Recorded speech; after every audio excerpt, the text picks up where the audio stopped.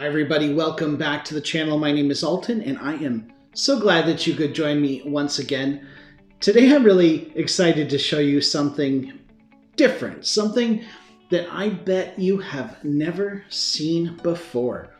This is a watch called the Trilobita, and I hope I'm pronouncing that right, by a brand new company called Vanbanner. This is a really interesting piece. Now, right off the bat, I'd like to tell you that this watch is not one that you can currently purchase. This is a very early prototype. And I think that the owner of Vanbanner is interested in getting your opinion. In fact, he's got 3 watches in design right now. This is the second of the 3. The first one is called the Parking Master. And I just love the whimsy of that. It's designed for parking meters, and that probably works out well because the owner of Vanbanner Watches is someone who lives in British Columbia. And although British Columbia is known for its mountains, it's also known for some pretty populous cities where I'm sure timing your parking meter is very important. But let's focus on this watch in front of us. Now, right away, I think you're going to be struck by that beautiful blue dial and that green seconds hand. At least I know I was. The indices are all polished but filled with lume. The markers are very simple, double squares at each hour. And it says Vanbanner automatic near the 6 and has what I think is a very attractive Vanbanner logo up at the 12. There's not a lot going on with this dial, but what's going on with it, I like. It's simple, it's clear, it's legible, it's well balanced, and it's quite attractive, in my opinion. There is no day date to complicate things, and I know some of you will not buy a watch without a day date, and I know others of you absolutely love a dial that isn't complicated by that complication. Now the case is very interesting. This is billed as a dive watch with quite a bit of water resistance, but it does not have a rotating bezel. And so there's kind of a sports watch vibe about this Trilobita. The case shape is also unique. We've definitely seen case shapes like this before. In fact, I've got one right here in this Timex M79. You'll see some similarities there. But what you'll notice, especially beside the M79, is that this Vanbanner watch is much beefier, much sturdier, and just all around has a greater presence on the wrist. Now, talking about beefy, the version I have, and I've seen different straps, but the version I have has this nice engineer bracelet with screw links, 3 micro adjusts, and a milled clasp, which is quite nice. The ruggedness is also outlined by sapphire crystal with AR coating. And just in general, the proportions and the design of this watch are very masculine, very rugged. But when we take a closer look at the case, we see that although it has a lot of angles, it also has a lot of curves to it. We have a beveled edge here on the underside, and it's polished, brushing in the middle, and then we have another beveled and polished edge here on the top. The top of the lugs are brushed, and there's a little mark at each of these corners here, cut into the case. And then of course it plunges down in sharp angles towards the bracelet. Now the case back is a little difficult to see given the bracelet being in the way, but I guarantee you've not seen anything like this before.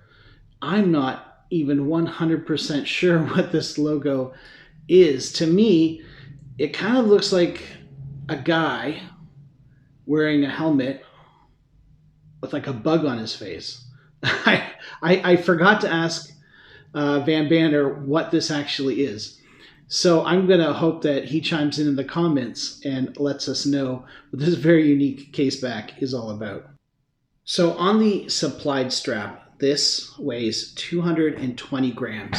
So that definitely puts this in the heavyweight category for most watches. And I know some of you just love to have that heavy wrist presence. And if you're that kind of person, then this is definitely the watch for you. So judging by the feedback that I got on Instagram when I posted up this Trilobita, people really dig the design. They dig the style. But there is one factor that I think is the wild card in this, and that is the size. So how big is this watch? Let's take a look.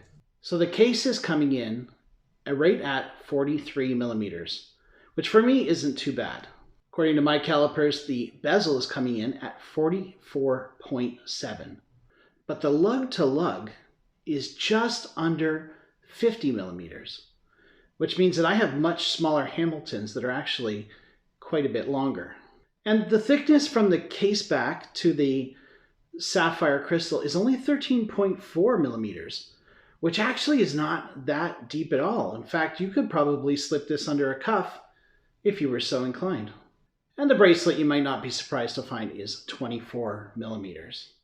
So underneath the hood of this Vanbanner watch is an NH38, which you don't see all too often. The NH38 is an NH35 without the date complication. So it's a screw down crown, which is fantastic, adding to the water resistance. We pull out the crown, there's no ghost date. Hacking, of course, hand winding, as you would expect.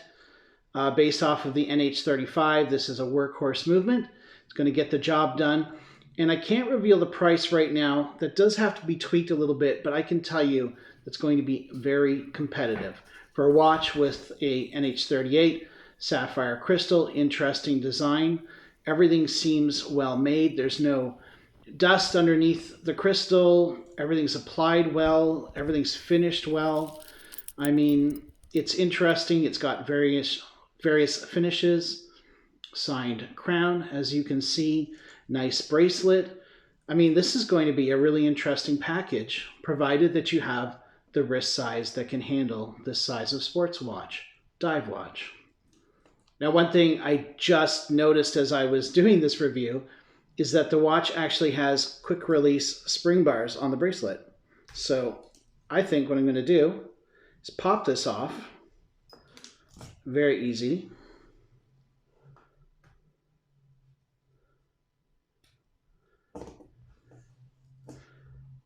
And I'm going to try this on a different strap.